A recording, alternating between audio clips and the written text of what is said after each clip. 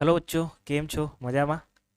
आइए आज हम यहाँ पर आपको क्लास 10th का चैप्टर फर्स्ट रियल नंबर है, जो कि आपने पिछले वीडियोस में देखा था कि वहाँ पर हमने आपको बताया था, वन बाय वन करके इंट्रोडक्शन दिया था कि चैप्टर्स में क्या क्या है और क्या क्या आपको पढ़ना है। यहाँ पर आज हम आपके सामने लेकर के आए हैं दो चैप्टर वन के दो एक्सरसाइज के क्वेश्चंस, और यहां पर उसका सोल्यूशन आपके सामने बताने वाले हैं। तो बहुत ध्यान से देखिएगा, एक एक क्वेश्चन को क्लियर करने वाले हैं और आपको सारे क्वेश्चंस यहां पर बताए जाएंगे। एक चीज और, यहां पर यह डाउट नहीं होना चाहिए कि सर केवल एनसीईआरटी बताएंगे। बेटा अभी एनसीईआरटी बताते हैं, इसके बाद जो आगे आएगा ऐसे ही उसका भी सेशन आएगा तो वो भी सारी चीजें बताई जाएंगी। तो एक एक करके सारे क्वेश्चंस बताने वाले हैं। एक चीज और, थोड़ा सा अगर समझ में आ रहा है, नहीं समझ में आ रहा है, जो भी बातें हैं आप हमको यहां पर बता सकते हैं, जिससे कि हम अपने आप को थोड़ा सा इंप्रूव कर सकें। तो आई होप कि आप पिछले वीडियोस में देखे होंगे कि सारी चीजें क्या क्या थी। नहीं देखे हैं तो एक बार इंट्रोडक्शन वीडियो देख लीजिए, दो ही वीडियोस हैं, सबसे स्टार्टिंग में पढ़े होंगे रियल नंबर्स के, तो उनको सबसे पहले देख लीजिएगा। इसके बाद यहां पर जो हम पढ़ने वाले हैं, यहां पर हम क्वेश्चन आंसर की सीरीज देखने वाले हैं, जो कि फ्री ऑफ कॉस्ट यूट्यूब पर आपके सामने आने वाली है। टोटल 100, हमने पहले भी बता दिया था, 100 वीडियोस की ये सीरीज है जो कि आपके सामने आएगी। तो चैप्टर का नाम है रियल नंबर्स, आपने इसके बारे में देख लिया था। आइए देखते हैं। अच्छा, यहां पर जो रियल नंबर्स है, रियल नंबर्स क्यों है, क्या है इसका रीजन, क्या है? तो भाई रियल नंबर्स क्यों है, इसका नंबर यही है, इसका नाम इसलिए रखा गया था कि यहां पर आपको केवल रियल नंबर्स के बारे में पढ़ाया जाएगा। रियल नंबर हमने बताया था कि नंबर भी कई सारे टाइप्स के होते हैं, रैशनल, इरैशनल। तो रियल नंबर क्या होता है बेटा? रियल नंबर रैशनल और इरैशनल का पार्ट होता है। जहां पर रैशनल नंबर्स होते हैं और इरेशनल नंबर होते हैं, इन्हीं दोनों नंबर्स के कलेक्शन को क्या आप बोलते हैं? Real number. तो हम अपना एक्सरसाइज स्टार्ट करते हैं, एक्सरसाइज 1.1। और यहां पर जो फर्स्ट क्वेश्चन है वो कुछ इस तरीके का है, use Euclid's division algorithm to find the HCF. यहां पर आपके सामने तीन क्वेश्चन दिए गए हैं, बोला गया है कि आपको यूक्लिड्स एल्गोरिथम का यूज करना है और यहां पर इस क्वेश्चंस को करने हैं सॉल्व। तो बेटा आपको हमने बताया था यूक्लिड्स डिवीजन लेमा और एल्गोरिथम दोनों के बारे में। देख लेते हैं एक बार वापस से। अगर हम यूक्लिड्स की डिवीजन लेमा की बात करें, यूक्लिड्स डिवीजन लेमा की बात करें बेटा, तो ये क्या होता है? ये होता है a equals to b q plus r, where a and b belongs to, a और b क्या होते हैं? Positive integer. क्या बेटा? Positive integer. एंड q कुछ भी हो सकता है, लेकिन ये ऑलवेज या तो जीरो हो सकता है या जीरो से बड़ा हो सकता है, या तो जीरो हो सकता है या तो जीरो से बड़ा हो सकता है। हमने साइन उल्टा लगा दिया ऐसे, ठीक है। आगे देखिएगा, यहां पर जो r होता है, r की वैल्यू भी ऐसे ही होती है, या तो जीरो होगा या तो जीरो से बड़ा होगा बेटा, लेकिन ये q से छोटा होता है, ये भी आपको ध्यान में रखना है। तो भाई ये क्या है? यूक्लिड्स का डिवीजन लेमा। अब इसी को कई सारे स्टेप्स में, क्योंकि जब आप एचसीएफ फाइंड आउट करते हैं तो जरूरी नहीं है कि एक बार में आपका आंसर आ जाए। तो बेटा जब एक बार में आंसर नहीं आता है तो आप इसी स्टेप को कई बारी करते हैं रिपीट, और जब इसी स्टेप को कई बारी रिपीट कर लेते हैं तो वही हो जाता है हमारा क्या? एल्गोरिदम। भाई यूक्लिड्स का डिवीजन लेमा है और यूक्लिड्स के डिवीजन लेमा को ही आपको करना है बार बार रिपीट, तो वही हो जाता है यूक्लिड्स डिवीजन एल्गोरिदम। मींस ये हो गया आपका स्टेप 1। फिर आपको स्टेप 2 करने की जरूरत कब पड़ती है? जब आपका रिमाइंडर जीरो के इक्वल नहीं होगा। तो जब रिमाइंडर जीरो के इक्वल नहीं होगा बेटा, तो फिर आपको क्या करना होगा? अगेन इसी स्टेप्स को करना होगा रिपीट। फिर आप स्टेप 2 लिखते हैं, ठीक है। फिर वहां पर हो जाता है a equal to b q plus r. अगर यहां पर भी रिमाइंडर आपका जो है, यहां पर भी अगर आपका रिमाइंडर जो है वो जीरो नहीं आता, if r not equals to zero, तो आप क्या करते हैं? अगेन इस स्टेप को करते हैं रिपीट। याद आया बेटा? ऐसे ही कुछ करते हैं। तो भाई जब स्टेप बार बार आपको रिपीट करना पड़ जाता है तो उसी को बोलते हैं यूक्लिड्स डिवीजन एल्गोरिदम। और अगर आपको केवल एक स्टेप लिखना हो गया तो वो हो जाता है यूक्लिड्स डिवीजन लेमा। क्लियर हो गया बेटा? आगे बढ़ते हैं। चलिए तो अब आते हैं हम अपने क्वेश्चन की तरफ भाई। क्वेश्चन में क्या बोला गया है? क्वेश्चन में बोला गया है कि आपको यूक्लिड्स डिवीजन एल्गोरिदम का यूज करते हुए इन सभी क्वेश्चंस को सॉल्व करना है। तो सभी बताएं, बेईमानी होगी ना। यहां पर हम एक दो क्वेश्चन बताते हैं, एक दो आप खुद से कर लीजिएगा भाई। सारे क्वेश्चन उसी तरीके के तो हैं, कुछ अलग तो है नहीं। चलिए देखिएगा। तो भाई यहां पर आ गया है हमारे सामने क्वेश्चन है 135 एंड 225। तो हमने क्या बोला था कि आपको यहां पर ए और बी की वैल्यू दी होगी और उसी से आपको क्वेश्चन सॉल्व कर लेना है। भाई ए और बी दिया गया है तो उसी को डिवाइड कर देंगे, क्यू की वैल्यू आ जाएगी और जो आपका रिमाइंडर बचता है वही आर की वैल्यू हो जाती है। तो यहां पर ए और बी की वैल्यू दी गई है। अब हम ये कैसे डिसाइड करें सर कि ए की वैल्यू क्या होगी, बी की वैल्यू क्या होगी? तो बेटा जो इसमें इन दोनों नंबर्स में जो बड़ा नंबर होगा वो हो जाएगा ए का वैल्यू, जो छोटा नंबर होगा वो बी की वैल्यू हो जाएगी। दैट इज कि ए इक्वल टू 135, सॉरी उल्टा हो गया, a equals to 225 and b equals to 135। ठीक है, तो छोटे नंबर को क्या लिखने वाले हैं आप? b। बड़े नंबर को क्या लिखने वाले हैं आप? a लिखने वाले हैं। कंफर्म हो गया। आगे देखिएगा, आगे स्टेप्स कैसे यहां पर हम आगे करेंगे सॉल्व, वन बाय वन करके देखिएगा। भाई आपको लिखना है 225 इक्वल्स टू 135।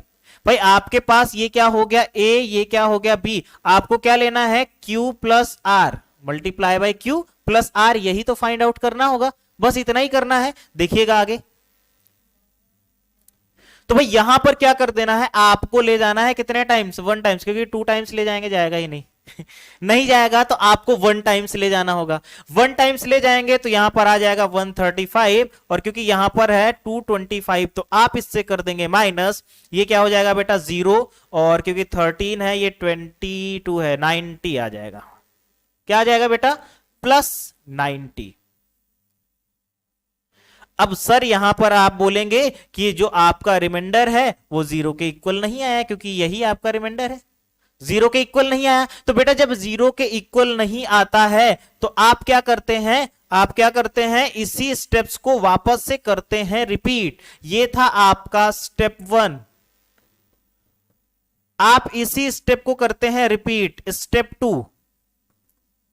तो जब इसी स्टेप्स को रिपीट करते हैं तो वहां पर क्या हो जाता है? अब आपको अगेन ए और बी की वैल्यू फाइंड आउट करना होगा कि सर यहां पर ए क्या रखें और बी क्या रखें। अभी तक तो क्वेश्चन में दिया गया था, अब यहां पर क्या रखना है बेटा? तो वो ध्यान रखिएगा, यहां पर जो आपका अभी तक बी था वो हो जाएगा ए और जो आर था वो हो जाएगा अब यहां पर बी। बहुत ध्यान से देखिएगा, नहीं ये सारे आपने इंट्रोडक्शन वीडियोस में देख चुके हैं कि कैसे इसको सॉल्व करना है। अब क्या करना होता है सर? यहां पर क्योंकि यहां पर देखेंगे 1 टाइम्स में अगेन जाएगा और 135 से 90 को कर देंगे माइनस, तो 505 हो गया 9 और यहां पर 13 है तो 45। यहां पर क्या आ गया बेटा? 45 आ चुका है सर। और जब रिमाइंडर वापस से 0 नहीं आया है तो आप क्या करेंगे? वापस से स्टेप को करेंगे रिपीट, वापस से स्टेप्स को करेंगे रिपीट। स्टेप रिपीट करने के लिए आपको ए और बी की वैल्यू चाहिए। ए की वैल्यू हो जाएगी 90 एंड बी की वैल्यू हो जाएगी बेटा क्या? 45। और यहां पर देखेंगे तो 2 टाइम्स में ये कंप्लीट डिविजिबल होगा, that is r equals to 0। आपने देखा कि जब रिमाइंडर 0 आ जाता है तो वहां पर जो बी की वैल्यू होती है वही हो जाता है आपका आंसर। सो इस बेटा इसका HCF क्या हो जाएगा? इसका HCF हो जाएगा 45। क्लियर हो गया? क्लियर हो गया एकदम से? चलेगा। तो ये क्वेश्चन था जो कि आपको सॉल्व करना था। आगे देखते हैं भाई। अगला जो क्वेश्चन है हमारे पास,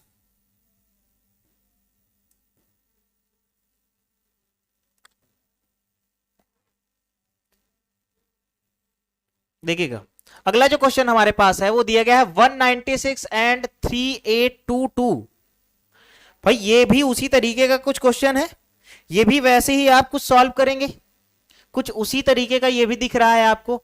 बस करना क्या है आपको, ए और बी की वैल्यू ही तो फाइंड आउट करनी थी, वो आपके सामने क्वेश्चन में दिया गया है। तो सर ए और बी की वैल्यू जब आपके सामने दिया जाता है तो आप क्या करते हैं, उसको यहां पर देखिएगा, ए इक्वल टू क्या हो जाएगा 38220 एंड बी इक्वल टू क्या हो जाएगा 196। सर आप क्या करते हैं, इसी को वापस से डिवाइड करते हैं, ए डिवाइडेड बाई बी। जब ए को बी से डिवाइड करते हैं तो वहां पर क्यू और आर की वैल्यू आती है। अगर आर की वैल्यू 0 नहीं आती है तो आप जानते हैं क्या करना है, आपको स्टेप्स को करना है रिपीट। तो चलिए देखते हैं भाई, यहां पर अगर देख लेते हैं कि कितने टाइम्स में जाने वाला है, तो जब इसको हम सॉल्व करते हैं तो यहां पर देखिएगा, अभी इसको लिखने की जरूरत है नहीं, इसको हटा देते ही, केवल समझाने के लिए आपको बताए थे। देखिएगा 38220, ओके बेटा। अब यहां पर ए की वैल्यू मिल चुकी है, बी की वैल्यू क्या हो जाएगा 196, value of b equals to 196।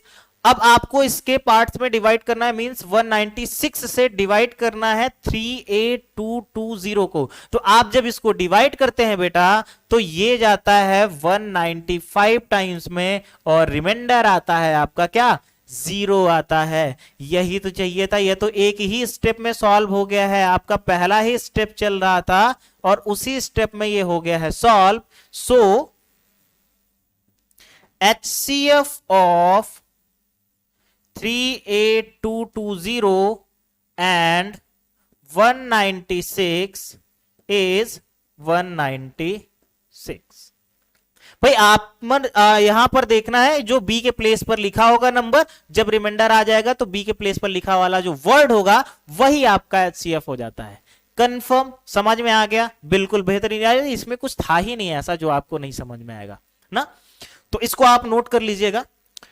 इसके बाद हम चलते हैं अपने अगले क्वेश्चन की तरफ, जो कि अगला क्वेश्चन हमारा दिया गया है क्या, कि ये है कुछ इस तरीके का क्वेश्चन आपके सामने दिया गया है। So that any positive odd integer is of the form 6q+1 और 6q+3 और 6q+5 where q is some integer, जहां की q क्या है, कोई इंटीजर नंबर है। तो आपको डिवाइड यहां पर डिराइव करना है कि जो आपका नंबर है, कोई भी पॉजिटिव इंटीजर्स लेते हैं तो उसको आप 6q+1 6q+3 6q+5 पर लिख सकते हैं, बट वो नंबर क्या होना चाहिए, वो नंबर क्या होना चाहिए बेटा, ऑड इंटीजर होना चाहिए। तो ऑड इंटीजर कितने होते हैं अगर देखेंगे तो कहां से स्टार्ट होगा 1 फिर 3 फिर 5 ऐसे इनफाइनाइट जाएगा, ठीक है, बीच में 1 1 का गैप रहेगा सभी में। चलिए देखते हैं। तो भाई यहां पर एक नंबर लिखा हुआ है 6q। सपोज दैट अगर आपने लिख लिया a इक्वल्स टू 6q+r,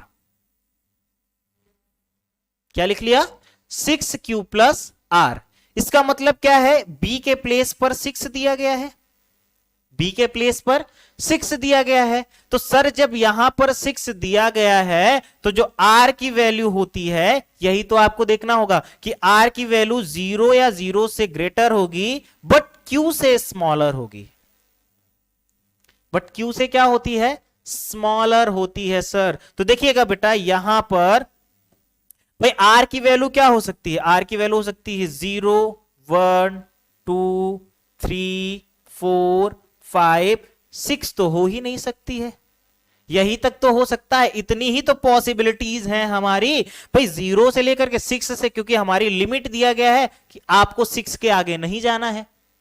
तो जब 6 के आगे नहीं जाना है तो हम यही तो नंबर लिखेंगे भाई 0 1 2 3 4 5।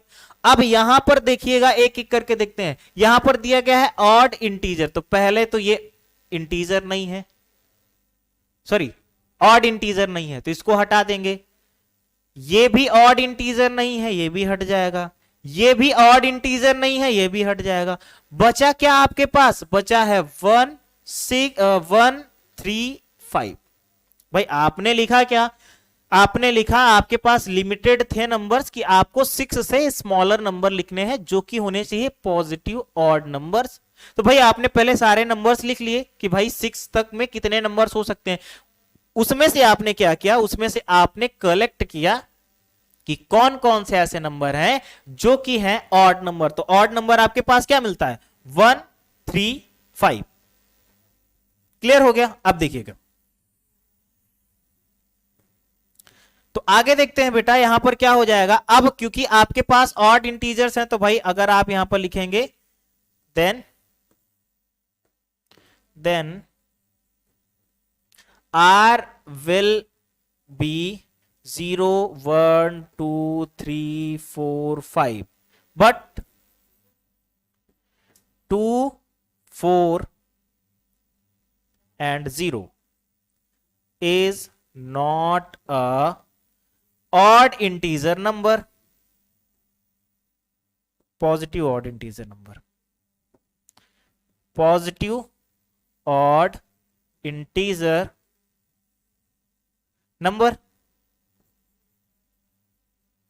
तो भाई ये पॉजिटिव ऑड इंटीजर नंबर नहीं है, तो पॉजिटिव ऑड इंटीजर नहीं है, देन आर की वैल्यू क्या हो सकती है भाई? आर की वैल्यू हो सकती है 1 या तो 3 और या तो 5, या तो 1 हो सकता है, या तो 3 हो सकता है, और या तो 5 हो सकता है। क्लियर हो गया बेटा? तो जब ये नंबर्स हो सकते हैं, so you can say that 6 cube plus 1 and 6 cube plus 3 and 6 cube plus 5 will be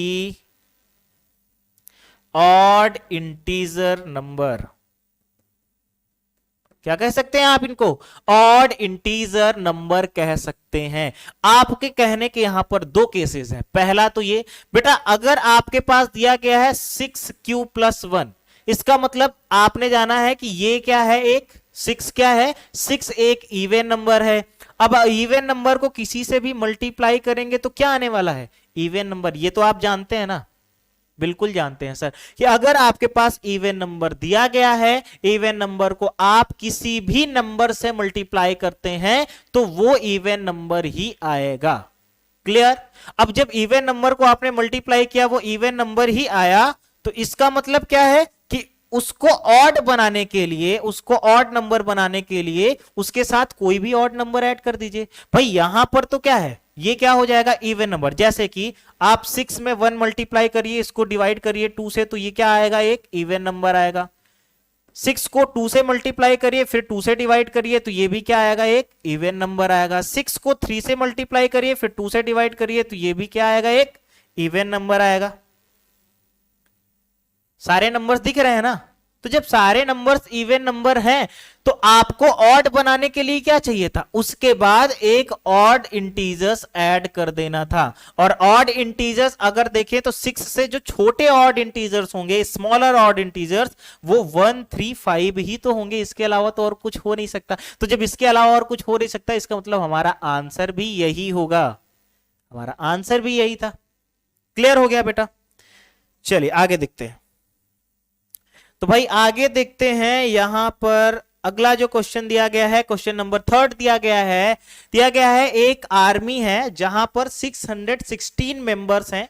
ठीक है, अब यहां पर जो आर्मी के बैंड्स हैं वो 32 मेंबर्स हैं, जो कि एक परेड पर परेड करने वाले हैं। एक परेड पर जितने मेंबर्स होते हैं वो है टोटल 32 मेंबर्स। तो आपको यह बताना है कि अगर उनको इक्वल कॉलम और इक्वल रो पर खड़े करना, ये बहुत क्वेश्चन इंपॉर्टेंट है। और ये क्वेश्चन इंपॉर्टेंट थोड़ा सा इसलिए हो जाता है क्योंकि आपको बहुत आगे तक मिलने वाला है। इवन ये एक ऐसा क्वेश्चन है जो कि आपके एसएससी एग्जाम्स में भी पूछा जाता है। ठीक है, कि भाई आपके पास दो नंबर हैं, कि आपके पास यहां पर क्या दिया गया है, टोटल नंबर ऑफ मेंबर्स कितने हैं, 616। एक रो पर आप कह सकते हैं, क्योंकि रो का मतलब यहां पर है कि एक लाइन पर कितने पर्सन खड़े हो सकते हैं, वो है 32 मेंबर्स। अब भाई एक लाइन पर 32 मेंबर्स खड़े हो सकते हैं, आपको कितने रो बनाने पड़ेंगे, कितने कॉलम बनाने पड़ेंगे कि इक्वल इक्वल मेंबर्स सभी में आए। क्या करना है, आपको कितने रो बनाने हैं और कितने कॉलम बनाने, क्योंकि भाई जितने रो बनाने होंगे उतने ही कॉलम बनाने होंगे ऑब्वियसली। तो आपको बताना है कि कितने रो और कितने कॉलम बनाने होंगे, जिससे कि आप डिफाइन कर सकें इक्वल इक्वल आर्मी मैन को। ठीक है, तो भाई आपको यहां पर क्या करना है, आपको फाइंड करना है हाईएस्ट कॉमन फैक्टर। ऐसे क्वेश्चंस में आपको याद रखना है, क्या फाइंड करना है, हाईएस्ट कॉमन फैक्टर फाइंड करना है। तो भाई यहां पर आपके पास a की वैल्यू दिया गया है 616, b की वैल्यू दिया गया है 32। तो सर a और b की वैल्यू दी गई है तो क्या करेंगे, तो जब a और b की वैल्यू दी गई है तो यहां पर क्या कर देना है आपको, यहां पर कर देना है यूक्लिड्स डिवीजन एल्गोरिदम का यूज। तो जैसे ही आप यूक्लिड्स डिवीजन एल्गोरिदम का यूज करेंगे वैसे ही इसका एचसीएफ आ जाएगा, और एचसीएफ आ जाएगा वही आपका हो जाएगा क्या, आंसर हो जाएगा। क्लियर बेटा। तो आइए देखते हैं यहां पर a और b की वैल्यू दी गई है, ठीक है। तो भाई क्या होता है, a equals to b q plus r. a की वैल्यू क्या दी गई है, 616 दी गई है सर। b की वैल्यू क्या दिया गया है, 32 दिया गया है। क्या दिया गया है बेटा, 32। सर 32 से आपको डिवाइड करना है 616 को, और ऐसा कोई नंबर लाना है कि क्यू की वैल्यू आ जाए। अगर रिमाइंडर बचता है तो, अगर बचता है तो वो आर की वैल्यू हो जाएगी। तो चलिए आइए देखते हैं यहां पर भाई, यहां पर इसको डिवाइड करते हैं 616 को। तो जब 616 को डिवाइड करेंगे यहां पर तो ये कितने टाइम्स में जाएगा, ये जाएगा 19 टाइम्स में। कितने टाइम्स में जाएगा बेटा, 19 टाइम्स में जाएगा। और यहां पर जो इसका रिमाइंडर आने वाला है वो आने वाला है 8। क्या आने वाला है, 8 आने वाला है। भाई आपके पास दिया गया था a और b की वैल्यू, तो आपने किया क्या, b से a को कर दिया डिवाइड। जैसे ही डिवाइड किया तो आपके पास रिमाइंडर और क्वेश्चन आ गया। अब डिवाइड करना तो जानते हैं ना, बिल्कुल। तो आपने कर दिया इसको डिवाइड, ठीक है। यहां पर देखा बेटा आपने क्या कि जो आपका रिमाइंडर था वो 0 के इक्वल नहीं आया है। ओ हो, तो आप क्या करेंगे, क्योंकि ये था आपका स्टेप 1, आप अगेन स्टेप को करेंगे रिपीट। तो जब स्टेप रिपीट करेंगे तो आपको अपनी बेसिक नीड्स तो कंप्लीट करनी पड़ेगी ना, मींस a और b की वैल्यू तो जरूरत है ना। तो आप वो कैसे फाइंड आउट करेंगे बेटा, भाई जो अभी तक यहां पर था b, अभी वो हो जाने वाला है a, और अपन लोग यहां पर क्या करने वाले हैं, जो अभी तक r था वो यहां पर हो जाने वाला है b। अब यहां पर अगर इसको डिवाइड करते हैं तो 8 4 जो 32 होता है, और रिमाइंडर आ गया हमारा क्या, 0। When r equals to 0 then HCF will be 8। तो HCF क्या हो जाएगा भाई, 8। मतलब यहां पर 8 8 का बनाना है कॉलम। क्लियर, बिल्कुल समझ में आ गया। आपको 8 8 का कॉलम बनाना होगा ऐसे, और 8 8 लोग ऐसे भी खड़े होंगे, तब जाकर के सारे लोग आ जाएंगे उसमें। समझ में आ गया, बिल्कुल क्लियर, अच्छे तरीके से, बहुत बेहतरीन। आगे बढ़ते हैं भाई, देखिएगा बहुत जल्दी तो नहीं चल रहे हैं ना, ठीक है। हाँ हाँ हाँ हाँ, चलिए आगे देखते हैं भाई। तो अगला जो क्वेश्चन है वो है 4th क्वेश्चन, ठीक है। 4th क्वेश्चन क्या दिया गया है भाई, दिया गया है use Euclid's division lemma to show that the square of any positive integer is either of the form 3m और 3m plus 1 where m is for some integer। भाई यहां पर दिया गया है कि m क्या है, एक इंटीजर नंबर है। m क्या है, एक इंटीजर नंबर है। आगे क्या बोला गया है कि आपको इन्हीं इंटीजर्स नंबर को लेना है, और आपको ये शो करना है कि जब भी कोई भी नंबर लिखते हैं तो आप यहां पर लिखते हैं क्या, दिया गया है कि आपको किसी भी नंबर को यहां पर अगर स्क्वायर पर लेना है, कोई भी पॉजिटिव इंटीजर है, कोई भी क्या है, पॉजिटिव इंटीजर है, और उसकी पावर अगर हम m करते हैं तो वो या तो 3q के फॉर्म में आएगा या फिर 3q plus 1 के फॉर्म में आएगा। सॉरी q हमने बोल दिया, sorry sorry sorry sorry sorry, या तो वो 3m के फॉर्म में आएगा और या तो वो 3m plus 1 के फॉर्म में आएगा। तो ये कैसे हो सकता है भाई, इसको भी देखिएगा। देखिए अब आपके पास यहां पर क्या नंबर है, 3 है, क्या है, 3 है। तो भाई आप अगर इससे छोटा नंबर लेंगे तो क्या हो जाएगा, 0 1 2। भाई 3 तो नहीं ले सकते हैं, बिल्कुल नहीं ले सकते हैं।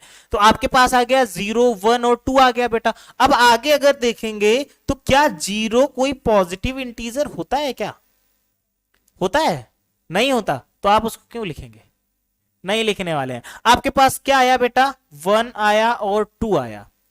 तो भाई यहां पर अगर देखेंगे तो एक ऑड नंबर है, दूसरा इवन नंबर है। अब देखिएगा जब आप नंबर लिखते हैं 3m+1, या फिर आप लिख सकते हैं इसको क्या, या फिर आप इसको लिख सकते हैं 3m+2 के फॉर्म में, क्योंकि भाई आपका रिमाइंडर या तो 1 आ सकता है या तो 2 आ सकता है, इसके अलावा और तो कुछ आ नहीं सकता है। अब बोला गया है क्योंकि इनका क्या करना है, किसी भी नंबर का स्क्वायर करना है, किसी भी नंबर का क्या करना है, स्क्वायर करना है। तो स्क्वायर करने पर क्या हो जाएगा, तो भाई स्क्वायर करने पर या तो वो नंबर 3m के फॉर्म पर लिखा जाने वाला है, या तो वो 3m+1 के फॉर्म में लिखा जाएगा। कैसे, देखिए भाई अगर यहां पर इसको देखेंगे तो ये क्या हो सकता है, ये हो सकता है 3m+1+1 लिखा जा सकता है कि नहीं। अब अगर इसको आपने लेट कर लिया है सपोज दैट k, तो इसको क्या बोलेंगे आप, k+1 क्या बोलेंगे। अगर आपने इसको लेट कर लिया k, तो ये क्या हो जाएगा बेटा, k+1 हो जाएगा। अब आगे देखिएगा, देखिएगा अब जब आपने एक लिखा k इक्वल टू है 3m+1, दूसरा आपने लिखा k+1, वो किसके इक्वल है, 3m+2 के। तो इसका मतलब क्या है, यही दोनों नंबर्स तो हैं ना जो आप लिख सकते हैं, and k belongs to m, और m क्या है यहां पर भाई, अच्छा स्मॉल m है, k belongs to small m। और बेटा यहां पर देखिएगा m क्या है, m है कोई भी पॉजिटिव इंटीजर्स, कोई भी इंटीजर्स हो सकता है m की वैल्यू। तो भाई यहां पर जब कोई भी इंटीजर्स हो सकता है तो यहां पर आप लिख सकते हैं 3q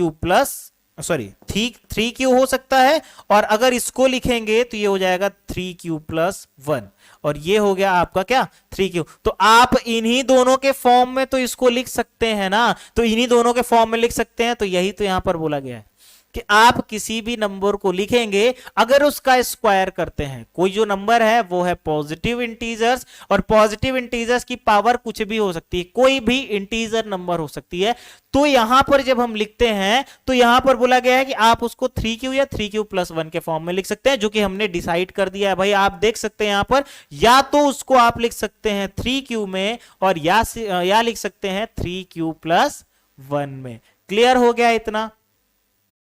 चलिए भाई तो आगे क्वेश्चन देखते हैं। अगला क्वेश्चन में दिया गया है क्या, कि आपको यहां पर करना क्या है, क्यूब। जैसे इसके पहले वाले में करना था स्क्वायर, यहां पर क्या करना है, क्यूब करना है। भाई यहां पर अगर हम देखें if a equals to 3q, अगर आप 3q ले सकते हैं तो दूसरा हो जाएगा 3q+1, और तीसरा नंबर आप ले सकते हैं 3q+2, क्योंकि आप 2 से बड़ा नंबर यहां पर नहीं ले सकते क्योंकि यहां पर है 3। सर 3 कहां से आया, इसको भी एक बार बता दीजिए।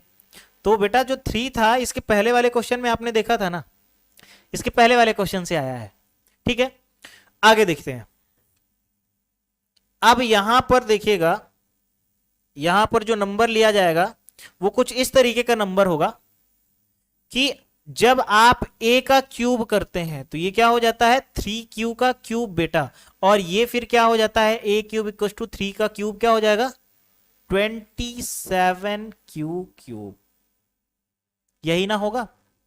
अब यहां पर अगर देखें तो a³ इक्वल टू, क्योंकि 27 क्या है, 27 क्या है 9 से डिविजिबल है, तो इसको हम क्या लिख सकते हैं 3, क्योंकि यहां पर ऐसा समझ लीजिए, आप यहां पर इसको लिख सकते हैं 9 × 3q³, और ये क्या हो जाएगा बेटा, क्योंकि ये है और ये 9 से डिविजिबल है, तो यहां पर ये जो 3q है इसी को आप लिख देंगे क्या m, वेयर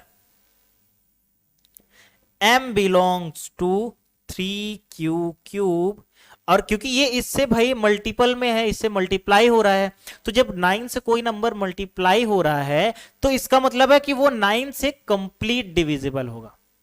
9 से कोई नंबर मल्टीप्लाई करेंगे तो उस नंबर को देखेंगे तो वो 9 से क्या होगा कंप्लीट डिविजिबल होगा। ये हो गया। आगे देखिएगा नेक्स्ट, यहीं पर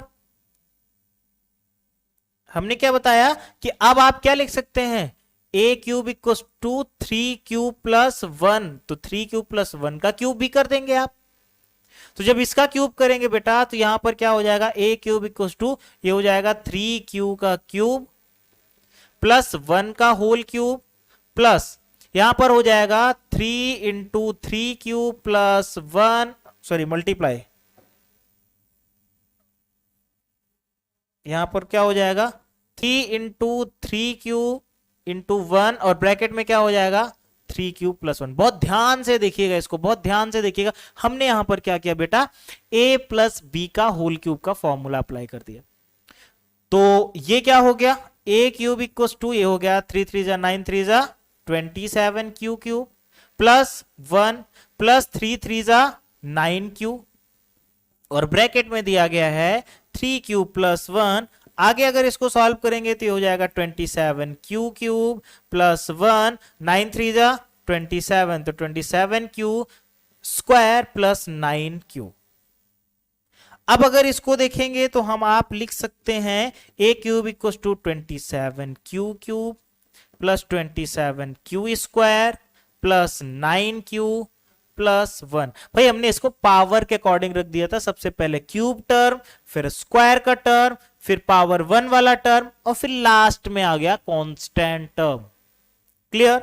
अब देखिएगा यहां पर ये सभी नंबर्स क्या हैं, 9 से कंप्लीट डिविजिबल हैं। क्या है बेटा, 9 से कंप्लीट डिविजिबल है। तो देखिएगा ये क्या हो जाएगा 3 क्यूब और यहां पर देखेंगे तो ये क्या हो जाएगा, ये हो जाएगा 9 3 27, 3 क्यू स्क्वायर प्लस ये क्या हो जाएगा 1 क्यू, यानी कि केवल यहां पर आप लिख सकते हैं क्यू और ब्रैकेट क्लोज प्लस 1। भाई इसको आप क्या बोल सकते हैं पूरा, क्योंकि ये भी तो डिविजिबल है। ये किससे डिविजिबल होगा, ये किससे डिविजिबल होगा, ये भी तो डिविजिबल होगा किससे, 9 से। तो यहां पर आप लिख सकते हैं कि m equals to 3 cube plus 3 square plus q. और अगर ऐसा होता है तो ये क्या हो जाता है a क्यूब इक्वल्स टू, क्योंकि ये 9 है और ये m हो गया और ये 1 है तो ये हो जाएगा 9m प्लस 1, 9m प्लस 1 हो जाएगा ये। सर ये कैसे आप लिख देते हैं, कभी आप बोल रहे हैं कि m आपका क्या है 3 क्यूब है, कभी आप बोल दे रहे हैं 3 cube plus 3 square plus Q है, ये कैसे आप लिख दे रहे हैं। तो बेटा हमने अभी अभी आपको एक चीज बताया क्या, कि अगर कोई नंबर है 9 मल्टीप्लाई बाई 8 तो क्या ये 9 से डिविजिबल नहीं है, क्या है ना डिविजिबल। 9 को 9 से डिवाइड करेंगे तो यहां पर 8 आएगा, मतलब कंप्लीट डिविजिबल है, रिमाइंडर नहीं बचने वाला है। और ये जो नंबर आता है ये क्या होता है, ये एक इंटीजर नंबर होता है, तो इसीलिए बार बार m को हम क्या बोल देते हैं इंटीजर। तो कि भाई ये कोई क्या होगा, ये जो नंबर लिखा है ये कोई इंटीजर होने वाला है, इसीलिए आपको ये समझना होगा खुद से कि ये कैसे हो जा रहा है। आगे देखिएगा, अब इसी को हम और स्लाइड करते हैं, देखिएगा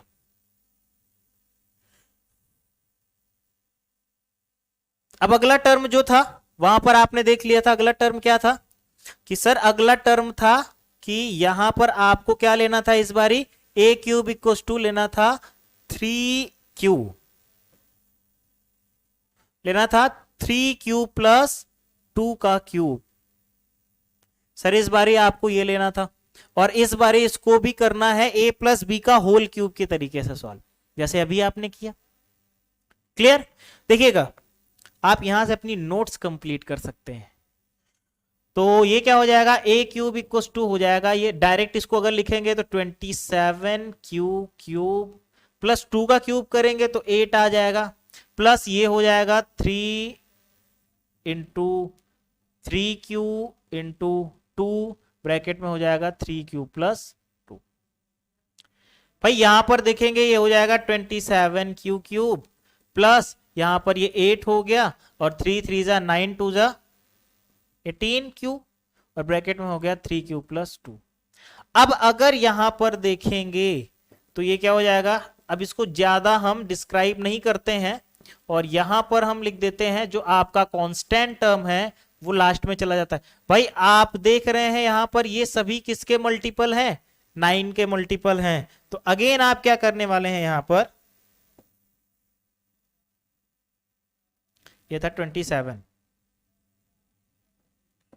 तो आप यहां पर क्या करने वाले हैं देखिएगा, ए क्यूब इक्वल्स टू 9 यहां पर ले लीजिए कॉमन, और ये हो जाएगा 3 क्यूब प्लस यहां पर 2 क्यूब बचेगा, और ये हो जाएगा 3 क्यूब प्लस 2।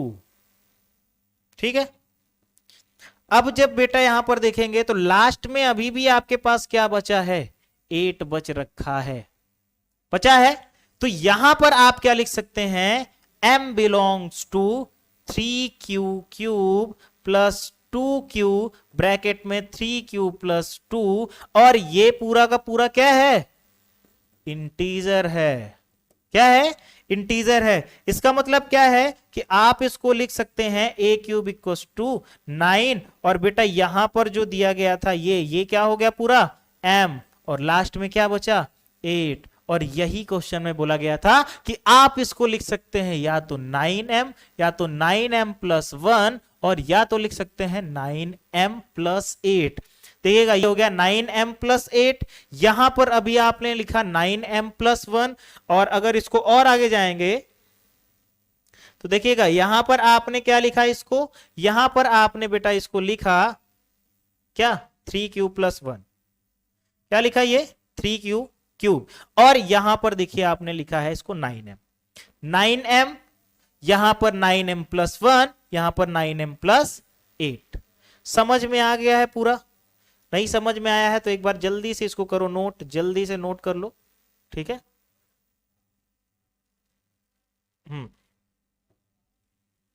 ये था आपका पूरा का पूरा सोल्यूशन, समझ में आ गया, बहुत बेहतरीन तरीके से, बहुत इंपॉर्टेंट क्वेश्चंस था। ठीक है, और ये क्वेश्चन पूछा जाता है, थोड़ा सा इंपॉर्टेंट इसलिए है। चलिए भाई, तो आगे बढ़ते हैं एक्सरसाइज 1.2 में। इस एक्सरसाइज में क्या है, इस एक्सरसाइज में जैसे कि आपने रिलेशन पढ़ा था, relation between LCM and HCF, तो वो आपको यहां पर देखने को मिलेगा इस पूरी एक्सरसाइज में। ठीक है, तो इसी पर बेस्ड है। आइए देख लेते हैं एक एक करके क्वेश्चन।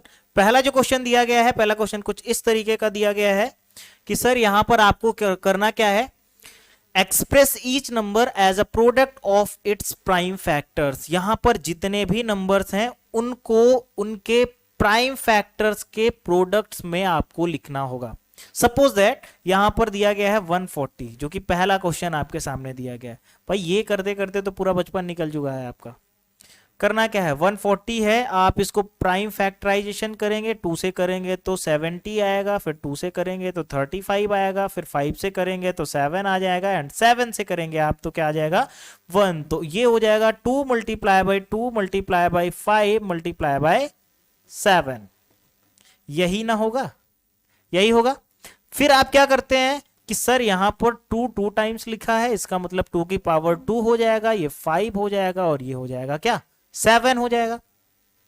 ऐसे ही सेकंड क्वेश्चन अगर हम देखेंगे तो सेकंड क्वेश्चन दिया गया है 156, तो सर इसको कैसे करते हैं, तो 156 है, इसको प्राइम फैक्टराइज करेंगे, सबसे पहले 2 से डिवाइड करेंगे। अच्छा, इसका प्राइम फैक्टराइज नाम ही क्यों है, कभी आपने सोचा है? बेटा यहां पर ये जो नंबर्स लिखे जाते हैं ना, ये सभी प्राइम नंबर्स होते हैं, ये प्राइम नंबर्स होते हैं, इसी वजह से इसको बोला जाता है प्राइम फैक्टराइजेशन।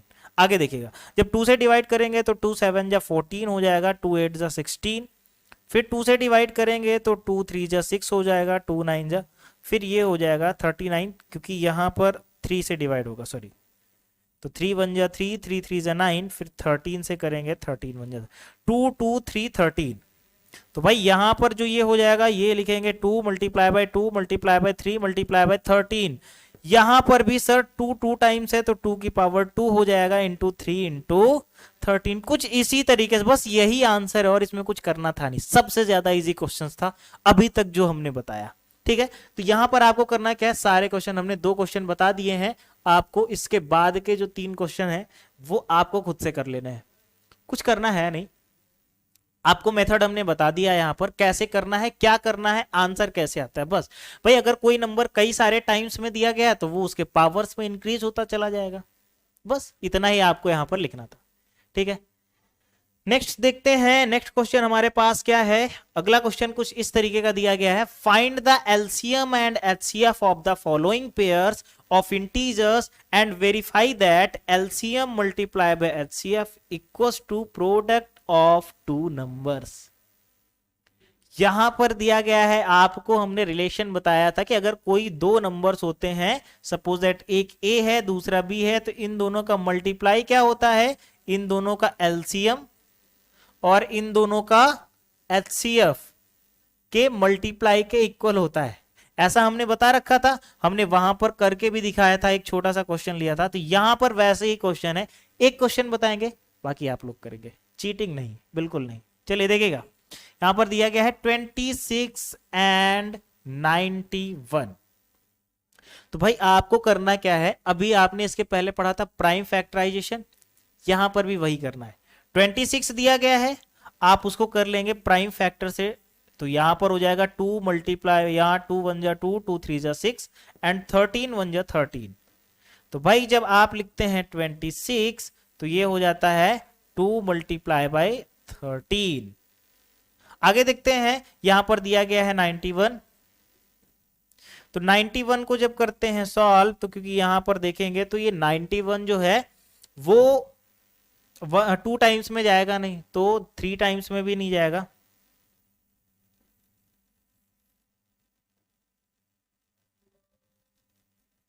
7 टाइम्स में जाएगा, 7 और 13।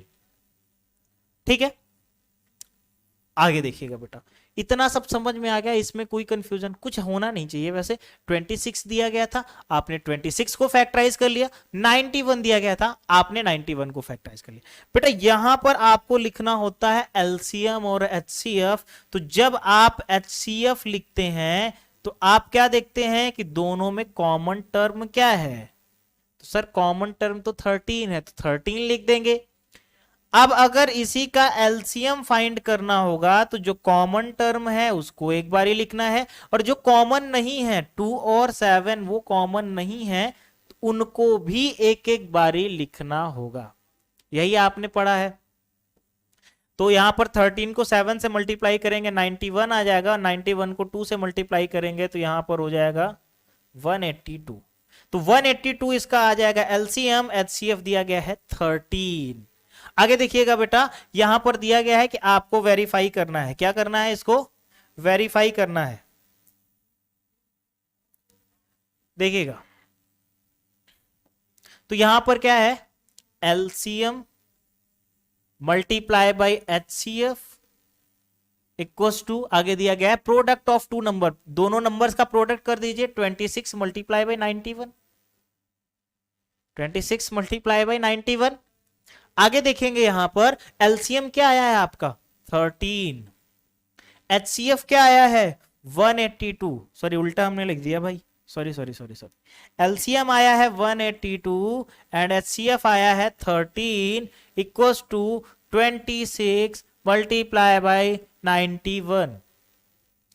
अब यहां पर क्योंकि इसको मल्टीप्लाई करेंगे बहुत बड़ा होने वाला है, कैसे करते देखिएगा, इसको इसके प्राइम फैक्टर्स में लिख दीजिए 182 को, तो इसको लिखेंगे तो ये क्या हो जाएगा 2 मल्टीप्लाई बाई 7 मल्टीप्लाई बाई 13, और आगे क्या दिया गया है 13। 26 को लिखेंगे तो ये क्या हो जाएगा 2 मल्टीप्लाई बाई 13। 91 को लिखेंगे तो भाई 91 का अभी अभी आपने लिखा 7 इंटू 13, तो यहां पर क्या हो जाएगा 7 इंटू 13। अब यहां पर देखिए कि LHS और RHS में दोनों में सेम नंबर है ना भाई, 2 यहां पर प्रेजेंट है, यहां पर ये भी है, 7 यहां पर भी है, 7 यहां पर भी है, 13 यहां पर 2 टाइम्स है, तो 13 यहां पर भी 2 टाइम्स है, दोनों तरफ डिजिट सेम है ना, इसका मतलब दोनों तरफ का मल्टीप्लाई भी सेम आएगा भाई। यही तो आपको करना था, बस हो गया, मल्टीप्लाई करने की दिखाने की कोई जरूरत नहीं है, बिल्कुल बिल्कुल नहीं जरूरत है, आप बहुत जल्दी बच सकते हैं, अपने क्वेश्चन से ही आप आंसर ला सकते हैं जो आपने सोल्यूशन किया है। क्लियर हो गया। तो यहां पर भाई जब LHS और RHS इक्वल है तो इन दोनों का मल्टीप्लाई भी तो इक्वल होगा, इन दोनों का मल्टीप्लाई भी तो इक्वल होगा, LHS इक्वल्स टू RHS। अब यहां पर मल्टीप्लाई करो प्लस करो कुछ भी करो भाई, जब दोनों तरफ नंबर ही सेम है तो उन दोनों का मल्टीप्लाई प्लस सब कुछ सेम आने वाला है। तो अच्छा, एक चीज और, यहां पर हमने एक बताया था, आपके पास दो होमवर्क है, ये आप खुद से क्वेश्चंस करेंगे, नहीं आएगा तो हमको बताइएगा, फिर हम वापस आएंगे फिर से बताएंगे, ठीक है। आगे देखते हैं। वैसे ऐसा कुछ है नहीं जो आप इसमें कर नहीं पाएंगे, पर ट्राई करिएगा, नहीं आएगा तो फिर तो हम है ही। अगला क्वेश्चन देखिएगा भाई। अगला जो क्वेश्चन है वो कुछ इस तरीके का है कि find the LCM and HCF of the following integers by applying the prime factorisation method.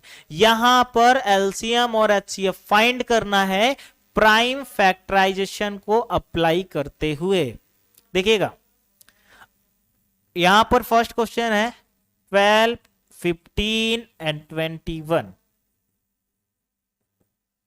तो भाई प्राइम फैक्टराइजेशन करना है तो 2 6 जा 12 होता है, और 6 को और करेंगे तो 2 3 जा 6 होता है, तो 2 2 जा 4 3 जा 12।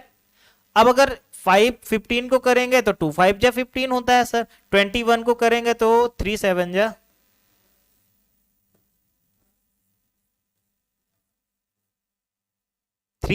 21 होता है। समझ में आ गया? सॉरी यहां पर हमने 2 लिख दिया। 3 5 जा 15, 3 7 जा 21 हो गया। अब यहां पर अगर हम देखें तो इन सभी में कॉमन नंबर क्या है? इन सभी में वही एचसीएफ हो जाएगा हमारा। सर इन सभी में कॉमन 3 है, इसलिए आप लिख दीजिए 3 एचसीएफ हो जाएगा।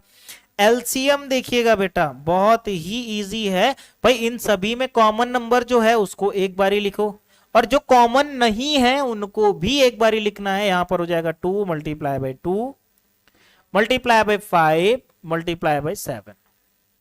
इन सभी को भी मल्टीप्लाई कर लीजिए।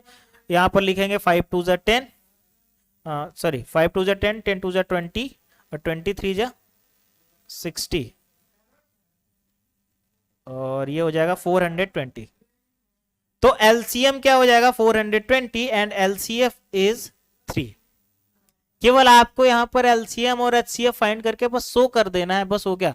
और यहां पर आपको रिलेशन प्रूव नहीं करना है, तो ओवर एक्टिंग नहीं करनी है भाई। जहां पर जो पूछा जाएगा वहां पर वही सॉल्व करना है, आपको एक्स्ट्रा नहीं करना है सॉल्व।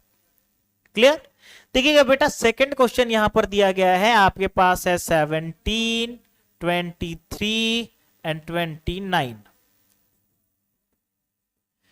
तो भाई 17 एक प्राइम नंबर है, इसलिए आप लिखेंगे 1 इंटू 17।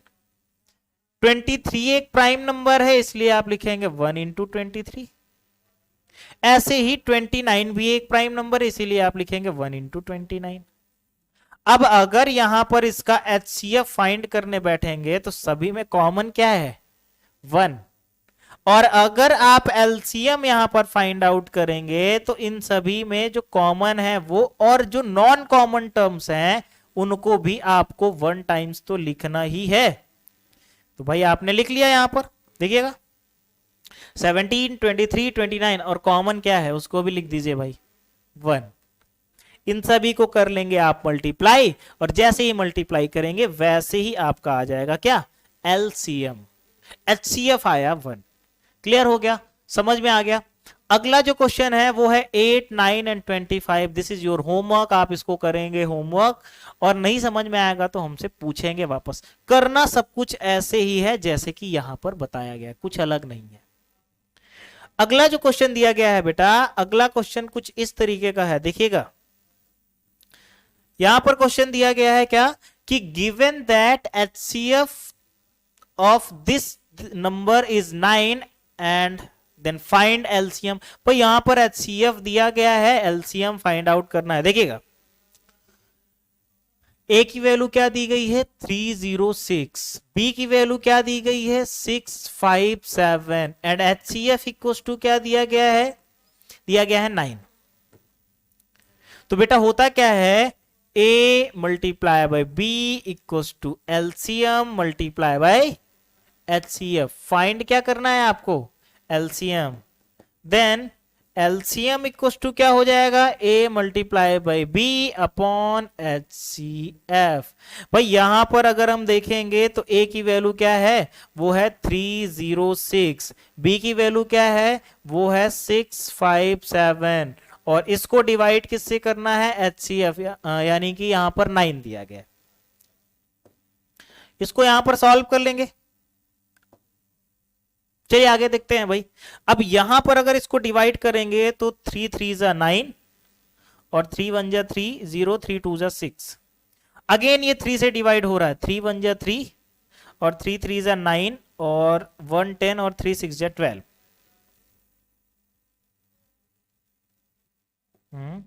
3 4 जा 12। देखिएगा भाई एलसीएम, तो एलसीएम इक्वल टू क्या है, 34 मल्टीप्लाई बाय 657। इन नंबर्स को करेंगे मल्टीप्लाई और आपका आ जाएगा एलसीएम। तो एलसीएम यहां पर जो आएगा वो क्या हो जाएगा बेटा, एलसीएम हो जाएगा 22338। इसको मल्टीप्लाई करके देखिएगा और यही आंसर आएगा। ठीक है, समझ में आ गया। तो ये क्वेश्चन बहुत ही इजी था, ऐसे आपको फॉर्मूले, बस सीधा फॉर्मूला बेस्ड क्वेश्चन था, आपको बस उठाना था और वैल्यू को कर देनी थी पुट। देखिएगा जो अगला क्वेश्चन है बेटा वो क्या दिया गया है, देखिएगा अगला क्वेश्चन दिया गया है, check whether n can end with the digit 0 for any natural number. तो सर यहां पर आपको पहले तो ये पता होना चाहिए कि नेचुरल नंबर क्या क्या है। अगर यहां पर दिया जाएगा क्या नेचुरल नंबर, नेचुरल नंबर क्या क्या होते हैं, तो भाई नेचुरल नंबर वही होते हैं जिनको आप क्या बोलते हैं, काउंटिंग नंबर। क्या बोलते हैं बेटा, काउंटिंग नंबर बोलते हैं। और काउंटिंग नंबर कहां से स्टार्ट होता है, 1 से स्टार्ट होता है, 2 3 डॉट डॉट डॉट डॉट जाते हैं, आप बहुत आगे तक जाते हैं। ठीक है, बहुत आगे तक आप यहां पर जाएंगे और आगे जाने के बाद आपको क्या मिलने वाला है, यहां पर आपको मिलने वाला है इनफाइनाइट। क्या मिलने वाला है, पॉजिटिव का इनफाइनाइट, यही ना। अब देखिएगा यहां पर आपको दिया क्या गया है, 6 की पावर n। भाई अगर आप 6 को यहां पर एक्सप्लेन करेंगे और यहां पर इसको लिखते हैं उसके प्राइम फैक्टर्स के फॉर्म में, तो 2 इंटू 3 होता है,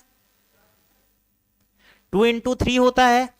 अब यहां पर हमने बताया था आपको कि सर अगर यहां पर 2 और 5 का टर्म होता, ये n होता, ये m होता, या फिर ये n और m ना हो करके ये दोनों ही n होते, या फिर ये दोनों ही m होते, कुछ भी होता, अपॉन नहीं है और है ये। आप अपॉन समझ लेंगे तो गलत हो जाएगा, मतलब या तो ये हो या तो ये हो।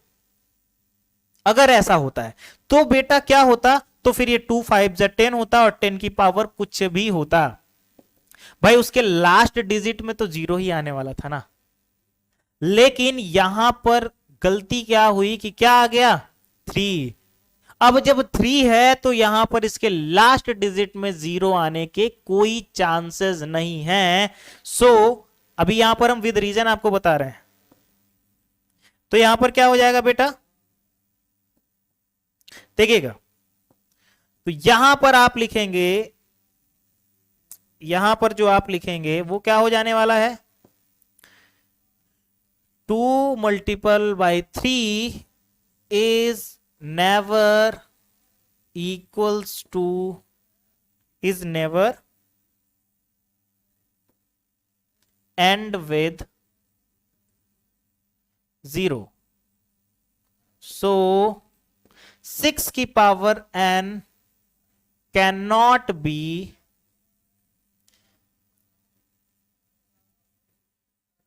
written at the end of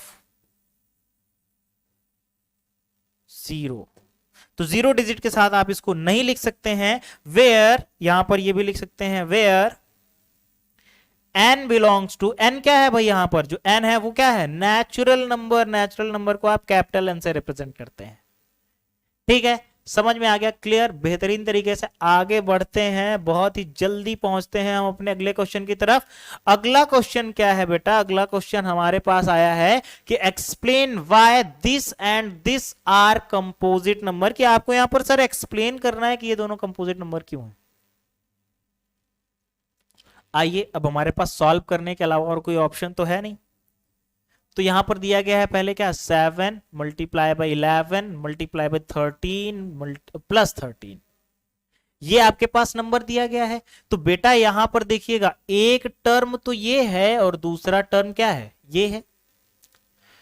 यहां पर आपको कुछ कॉमन दिख रहा है तो उसको ले लीजिए ना बाहर। कॉमन क्या है, 13 है, तो जब 13 यहां से बाहर हो गया तो ये बचा 7 इंटू 11 प्लस यहां से 13 आ गया तो यहां पर बचेगा क्या 1।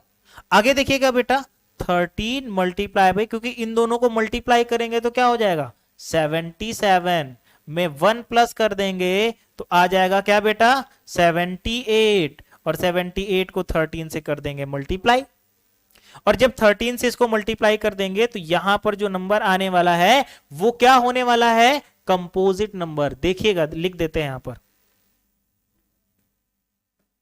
13 8 जा 104, 10 आया, 13 7 जा 91, 91 में 101।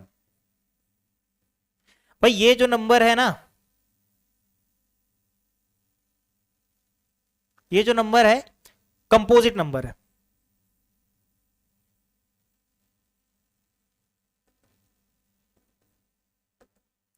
क्या है बेटा, कंपोजिट नंबर होगा यहां पर। आगे देखिएगा बेटा यहां पर जो अगला क्वेश्चन दिया गया है उसको भी ऐसे ही करते हैं सॉल्व। 13 मल्टीप्लाई बाई, हमको थोड़ा सा कंफ्यूजन यहां पर हो रहा है, कोई बात नहीं देख लेते हैं। 13 मल्टीप्लाई बाई 78, हाँ सही है, कोई बात नहीं, चलिए देखते हैं। भाई अगला जो क्वेश्चन है, अगला क्वेश्चन इसी में दिया गया है कि सर आपको अगेन क्या करना है, एक और नंबर लेना है क्या, 7 multiply by 6 multiply by 5 multiply by 4 multiply by 3 multiply by 2 multiply by 1 plus 5। Again यहां पर आपके पास एक ये टर्म है, दूसरा ये टर्म है, करना सेम वही है कि भाई इन दोनों में कॉमन क्या है 5 लिख लीजिए। आगे देखिएगा यहां पर क्या बचेगा 7 into 6 into 4 into 3 into 2 into 1, क्योंकि 5 आपके पास चला जा चुका है तो 5 तो यहां पर भी नहीं बचेगा ना, तो यहां पर क्या बचना चाहिए 1। अब देखिएगा, अब इन सभी को वापस से कर लेते हैं मल्टीप्लाई। 5 6 7 जा 42 और 4 3 जा 12, 12 2 जा 24 प्लस 1 5, और यहां पर इसको अगर सॉल्व करते हैं तो देखिएगा क्या दिया गया है, यहां पर दिया गया है 42 मल्टीप्लाई बाई 24, तो जब इसको मल्टीप्लाई करते हैं तो बेटा आता है 108 और उसमें प्लस 1 कर देते हैं, क्या हो जाता है 109। 5 9 जा 45, आगे देखिएगा 5 9 जा 45 और 5 0 जा 0, ये 0 हो गया। ये भी एक कंपोजिट नंबर है, क्या है कंपोजिट नंबर है। कंपोजिट नंबर का मतलब आप लोग समझते हैं क्या होता है, कंपोजिट नंबर का मतलब होता है कि जिसके फैक्टर्स कई सारे हों, मतलब मोर देन 2। एक तो फैक्टर 1 सभी का होता है, जो नंबर होता है वो खुद का फैक्टर होता है, तो 2 तो ऐसे ही हो जाते हैं फैक्टर्स। अब 2 से ज्यादा अगर किसी नंबर के फैक्टर्स आते हैं उस नंबर को बोलते हैं कंपोजिट नंबर, यानी कि वो मोर देन 2 नंबर से क्या होती है डिविजिबल होती है। क्लियर, समझ में आ गया बेटा। अगला क्वेश्चन चलते हैं, लास्ट क्वेश्चन इसका दिया गया है, लास्ट क्वेश्चन आपके सामने दिया गया है, बहुत बड़ा सा क्वेश्चन दिया गया है, देखिएगा। क्वेश्चन दिया गया है कि there is a circular path around a sport field, Sonia take 18 minutes to drive 1 round of the field while Ravi takes 12 minutes for the same. Suppose they both start at the me point, यानी कि यहां पर गलत दिया गया है, थोड़ा सा एरर है, मेन पॉइंट होना चाहिए, main point at the same time. भाई मेन पॉइंट से ये सेम टाइम पर एक साथ चलना शुरू करते हैं and go the same direction, और एक ही डायरेक्शन पर जाते हैं। After how many minutes will they meet again at the starting point. तो भाई यहां पर आपके पास क्या है कि जब यहां पर सोनिया उस राउंड को जाती है तो उस राउंड पर उसको चक्कर लगाने में कितना टाइम लगता है? 18 मिनट्स लगते हैं सर। वहीं पर रवि है वो जाता है तो इसकी जो इफिशियंसी है वो ज्यादा है और यहां पर इसको 12 मिनट्स ही लगते हैं कंप्लीट करने में एक राउंड। तो बोला गया है कि ये एक पॉइंट है और यहां से ये एक सर्कुलर पाथ है, ठीक है, ओवल बन गया है लेकिन आपको सर्कल लेट करना है। अच्छा चलो अब आपको सर्कल दिखा ही देते हैं। देखिएगा आपके पास सर्कुलर पाथ होगा कुछ इस तरीके का, ठीक है। यहां पर हमारा स्टार्टिंग पॉइंट है, ये क्या है? स्टार्ट। यहां से आपको करना है स्टार्ट, तो ये स्टार्टिंग पॉइंट है। अब यहां से इसी डायरेक्शन में, सेम डायरेक्शन में दोनों लोग चलना स्टार्ट करते हैं। इसी डायरेक्शन में सोनिया भी जाने वाली है, रवि भी जाने वाली है। अब वापस जब ये लोग एक एक राउंड लगाते हैं तो इसको कितना 18 मिनट लगना है, इसको 12 मिनट लगना है। तो भाई ये राउंड लगाते रहेंगे लगाते रहेंगे लगाते रहेंगे, क्योंकि रवि क्या है, फास्ट है तो उसकी स्पीड ज्यादा है, तो वो थोड़ी देर में ऐसा होगा कि वापस से क्या होगा कि ये इसी पॉइंट पर मिल जाएंगे। मतलब कब ऐसा आएगा कि रवि अपना एक राउंड ज्यादा हो जाएगा किससे? सोनिया से। तो क्या करना है भाई, यहां पर आपको इन्हीं दोनों नंबर्स का क्या फाइंड कर लेना है? HCF फाइंड कर लेना। ये बहुत इंपॉर्टेंट क्वेश्चन है, इन दोनों नंबर्स का HCF फाइंड कर लेना है। भाई यहां पर लिखेंगे 2 मल्टीप्लाई बाई 3 मल्टीप्लाई बाई 3, 2 3 जा 6, 6 3 जा 18, 12 है तो 2 2 जा 4, 3 जा 12। अब यहां पर इसका HCF क्या होगा बेटा? पहले तो ये दोनों कॉमन है, 2 हो जाएगा, ये दोनों कॉमन है, 3 हो जाएगा। फिर यहां पर बचा क्या? 2 मल्टीप्लाई बाई 3, 2 3 जा 6, 2 3 जा 6 और 6 6 जा 36। तो after 36 minute they meet again at starting point. वापस से वो इसी पॉइंट पर मिलने वाले हैं, ठीक है, वापस से ये इसी पॉइंट पर मिलने वाले हैं। अच्छा एक दो क्वेश्चन और इसी में थोड़ा सा ऐड कर देते हैं। कैसे?